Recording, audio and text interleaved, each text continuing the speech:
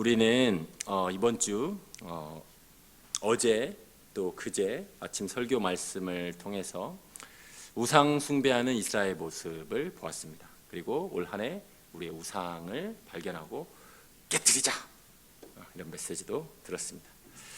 또한 이러한 우상 숭배를 다루시는 하나님을 보았습니다. 사실 이번 주 D6 주제가 예배와 관련돼서 출애굽기 32장 이 주일 본문이었고, 그 관련된 우상 숭배에 관한 그 본문들을 계속해서 살펴보고 있습니다. 제 질문은 이렇습니다. 여러분은 지금 어떤 우상을 가지고 계십니까? 우리는 우리 힘으로 내가 어떤 우상을 가지고 있나 알고 싶지만 우리 힘으로 알아낼 능력이 없습니다. 우리 힘으로 알아낼 능력이 없습니다. 하나님께서 우리에게 깨닫는 눈을 주셔야 우리가 하나님보다 더 사랑하는 것이 무엇인지 그 우상을 발견하고 그것을 혐오하고 하나님 앞에 엎드려 그 우상을 없애주실 것을, 이 우상을 쳐부셔주실 것을 간절히 기도할 수 있게 된다는 것입니다. 사실 에스겔서의 정서는 굉장히 엄숙합니다. 에스겔서의 1장부터 48장까지의 정서는 굉장히 엄숙합니다. 하나님의 심판의 정서가, 그리고 이스라엘의 죄악상이 너무나 낱낱이 드러나 있기 때문에 너무나 엄숙합니다. 설교자인 저도 엄숙하게 해야 되겠죠. 그죠? 본문의 텍스트가 그러니까. 에스겔서는 하나님의 거룩하심과 이스라엘의 죄 문제를 계속해서 다룹니다. 하나님을 예배하는 성전을 하나님의 백성들이 더럽혔고 결국 여호와의 영광이 성전을 떠나갑니다. 하나님의 영광이 머무는 성전, 하나님의 영광이 머무는 교회에 하나님의 영광이 떠나간다는 것을 한번 생각해 보시기 바랍니다. 그러한 모습 가운데 에스겔서 이제 마지막에 오면 다시 하나님께서 성전을 회복하시고 여호와께서 그곳에 여호와 샴마, 여호와께서 거기 계시더라 라는 내용으로 에스겔서가 끝이 납니다. 오늘 메시지는 에스겔서의 전체 메시지와 그 마지막 메시지 사이에 있습니다. 오늘 본문으로 들어가 보겠습니다. 1절 말씀에 이스라엘 장로 두어 사람이 나와 에스겔, 이 제사장이자 하나님의 선지자 앞에 앉습니다. 근데 그들은 마음에 우상을 품고 있는 자들입니다. 3절 말씀에 이렇게 말하죠. 인자야, 이 사람들이 자기 우상을 마음에 들이며 죄악의 걸림돌을 자기 앞에 두었으니, 마음에 우상을 품고 하나님의 선지자 앞에 나왔다는 것입니다. 우리도 돌아봐야겠죠. 그죠? 그러면서 이렇게 묻는다는 것입니다. 그들이 내게 묻기를 내가 조금인들 용납하겠느냐? 저들이 그 마음 가운데 우상을 품고 나한테 나와서 나를 구하는데 내가 용납하겠느냐? 에스겔아, 내가 어떻게 하겠느냐? 묻고 있는 것입니다. 하나님은 하나님의 보응을 말씀하십니다. 4절에 이렇게 말씀하시죠. 4절 하반절에 이스라엘 족속 중에 그 우상을 마음에 들이며 죄악의 걸림돌을 자기 앞에 두고 선지자에게로 가는 모든 자에게 나 여호와가 그 우상의 수요대로 보응하리라. 제가 얼마 전에 뉴스를 듣는데 그 정치 막 이런 뉴스 가운데 그런 말씀 하시더라고요. 막 연예인이 죽고 막 그런데 막 검찰에서 막 이렇게 하고 하니까 진짜 이 정권 복수해야 된다, 뭐 이런 말 했는데 그 말이 좀 거북하더라고요. 왜냐하면 보응, 이런 말은 하나님만 쓰실 수 있거든요. 사실은 그렇잖아요. 사람은 그렇잖아요. 우리는 그럴 능력도 없고 그럴 권한도 없고, 근데 하나님은 그렇게 말씀하실 수 있죠. 하나님께서 그 수요대로 보응하겠다, 이렇게 말씀하고 있습니다. 5절에 이는 이스라엘 족속이 다 그 우상으로 말미암아 나를 배반하였으므로 내가 그들이 마음먹은 대로 그들을 잡으려 함이라. 하나님께서 말씀하십니다. 그리고 계속해서 말씀하시죠. 이제 우상을 제거하라고 강력하게 명령하십니다. 6절에 그런즉 너는 이스라엘 족속에게 이르기를 주 여호와의 말씀에 너희는 마음을 돌이켜 우상을 떠나고 얼굴을 돌려 그 모든 가증한 것을 떠나라. 7절에도 누구든지 나를 떠나고 자기 우상을 마음에 들이며 죄악의 걸림돌을 자기 앞에 두고 자기를 위하여 내게 묻고자 하여 선지자에게 가는 모든 자에게는 나 여호와가 친히 응답하겠다라고 말씀합니다. 8절에도 이렇게 말씀하시죠. 그 사람을 대적하여, 여러분 이런 거 생각해 보신 적 있습니까? 우리 로마서 좋아하시는 말씀 있잖아요. If God is for us, who can be against us? 이런 말을 하잖아요. 하나님이 우리를 위하시면 누가 우리를 대적하리요? 얼마나 은혜로운 말씀입니까? 그죠? 근데 에스겔서를 보십시오. 우상 숭배하는 자들에게 하나님 어떻게 하시겠다고요? 누구든지 그 사람을 대적하여, 하나님이 대적하시겠다는 거예요. 우상 숭배하는 자들을 내가 대적하시겠다고 하나님이 말씀하십니다. 그러면서 하나님께서 이렇게 말씀하시는 거예요. 그들을 놀라움과 표징과 속담거리가 되게 하여 내 백성 가운데서 끊으리니 내가 여호와인 줄을 너희가 알리라. 이 말씀이 계속 반복됩니다. 너희는 내가 여호와인 줄 알리라. 이 말씀이 계속 반복되는 겁니다. 하나님께서 이렇게 심판을 행하심으로 내가 여호와인 줄을 너희가 알리라. 열방이 알리라. 그렇게 계속 말씀하고 있다는 것입니다. 9절 말씀의 하반절에도 이렇게 말씀하시죠. 그를 멸할 것이라.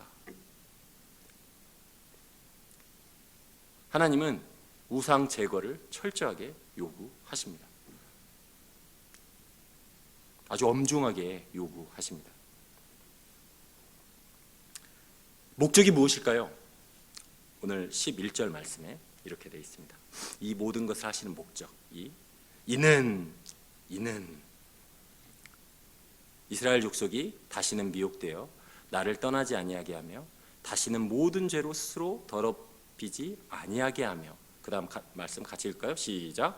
그들을 내 백성으로 삼고 나는 그들의 하나님이 되려 함이라. 주 여호와의 말씀이라. 하나님께서 이렇게 우상 문제, 죄 문제를 다루시는 목적이 그들을 내 백성으로 삼고 나는 그들의 하나님이 되려 한다라고 말씀하고 있습니다.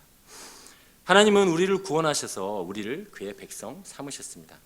우리가 좋아하는 찬양 있죠? 우리를 있는 모습 그대로 받아주신 하나님. 너무 좋아하잖아요. 그죠? 그런데 우리 잘 생각해야 됩니다. 우리를 있는 모습 그대로 받아주시지만 있는 모습 그대로 놔두시지는 않습니다. 있는 모습 그대로 받아주십니다.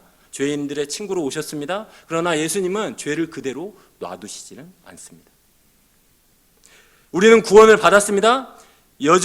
받았지만 여전히 하나님보다 내 생각을 앞세우고 내가 더 사랑하는 것, 내가 절대 내어줄 수 없는 것, 이거는 안 돼. 이거 내가 해오던 이거야. 내가 마음에 품고 있는 것을 하나님보다 더 앞세우고 살아가는 못된 본성이 있다는 것입니다.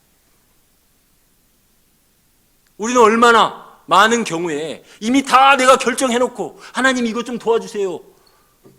내가 다 이미 결정해놓고 이렇게 다 생각해놓고 하나님 이것 좀 해결해 주세요. 이렇게 말할 때가 얼마나 많은가요? 제가 말씀 준비하면서 그런 생각이 들더라고요. 그렇잖아요. 그 계획 누가 했는데? 네가 했잖아. 네가 다 해놓고.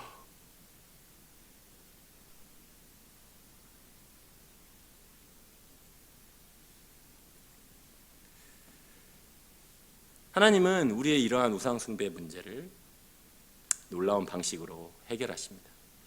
하나님께서 친히 죄악을 다루십니다. 교회의 죄악을 심판하십니다. 말라기서 3장 2절에 보면 예수님이 임할 때의 모습을 예수님을 이렇게 표현하고 있습니다. 말라기서 3장 2절 말씀에 이렇게 말합니다. 그가 임하시는 날을 누가 당하며 그가 나타나시는 때에 누가 능히 서리오.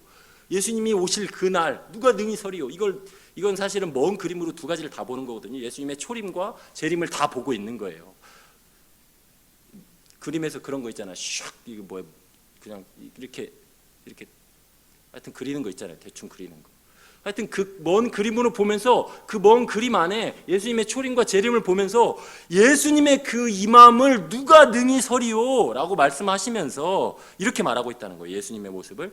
그는 금을 연단하는 자의 불과 표백하는 자의 잿물 비누 같을 것이라. 예수님의 모습을 금을 연단하는 자의 불이라고 표현하고 있다는 것입니다. 그 말은 뭐죠?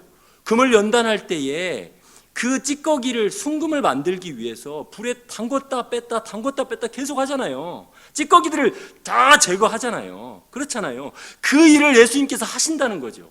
우리를 구원하셔서 그 일을 날마다 우리 가운데 그 일을 행하신다는 것입니다.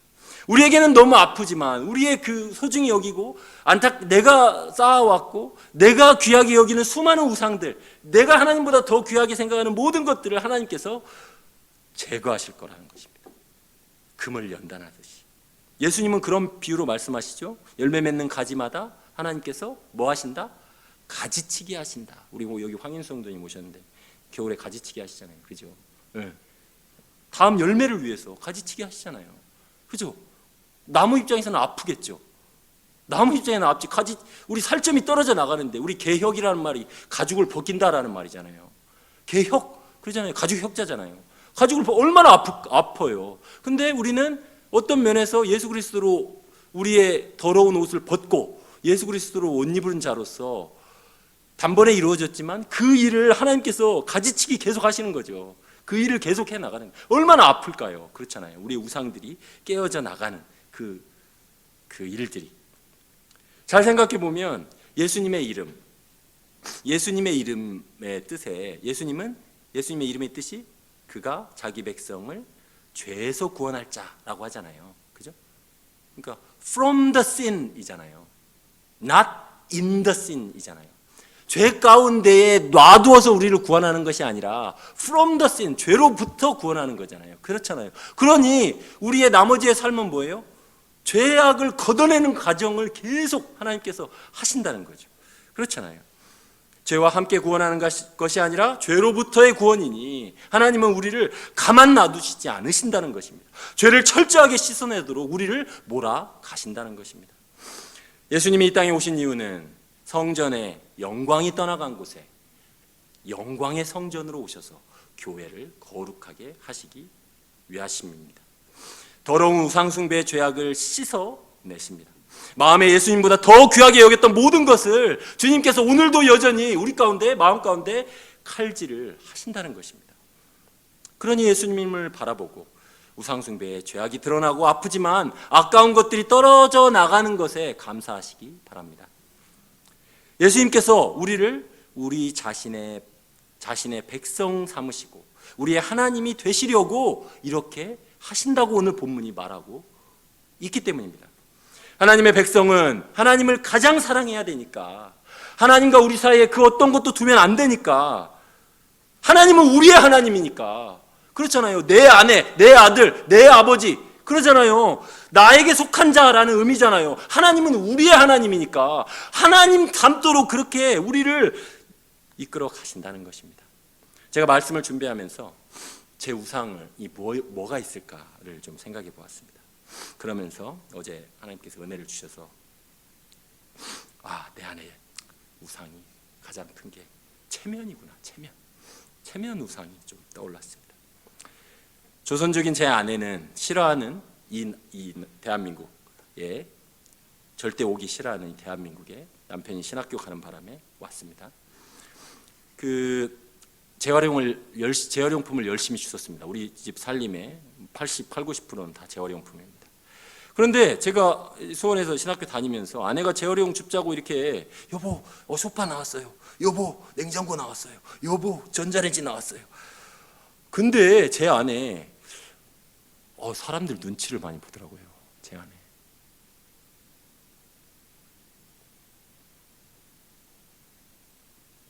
사람들 눈치를 보더라고요. 뭐가 부끄러워요? 형편에 맞게 쓰는 건데 그거 뭐가 부끄러워요?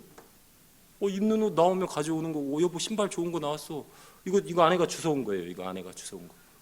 이거 여기 루메나요 아파트에서. 뭐가 부끄러워요? 어떤 우리 교회 학교 선생님이 그래, 목사님 신발 좋은 거 신으셨네요. 그 맞아요, 나이키 이거. 뭐가 부끄러워요? 근데 제 안에 그런 모습이 보였습니다. 지난주에 셋째 찬수가 중증 자폐 판정을 받았습니다.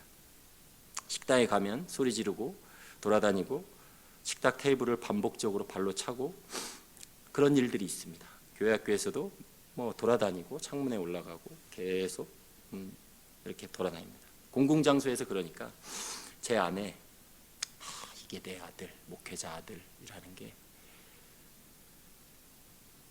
부끄럽다 라는 생각이 올라올 때가 있습니다.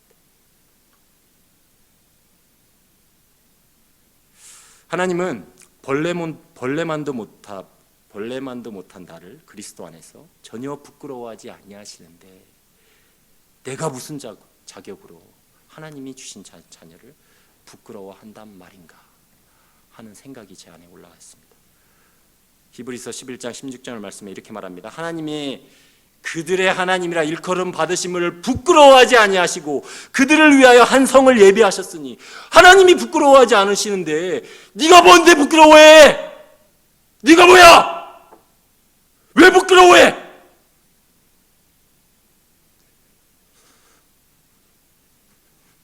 그거 네 아들이야. 내 아들이야. 부끄러워하지 마.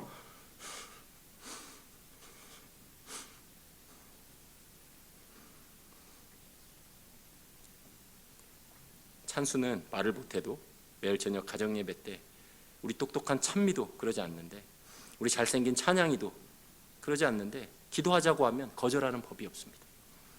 알 수 없는 말이 많이 섞여 있지만 늘 예수님의 이름으로 기도합니다 하고 마칩니다. 얼마나 감사합니까? 이런 기도가 터져 나오죠. 오 주님, 목회자 체면 우상에서 벗어나게 해주십시오. 목회자 체면 우상에서 벗어나게 해주십시오. 말씀을 정리하겠습니다.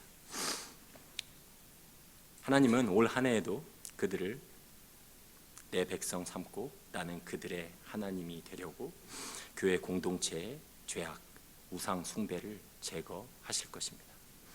우리는 때로 부끄럽고 때로 아프지만 기쁨으로 이 과정을 통과할 수 있기를 기도합니다. 왜요? 하나님이 우리의 하나님이시요 우리가 그의 백성이기 때문입니다. 기도하겠습니다.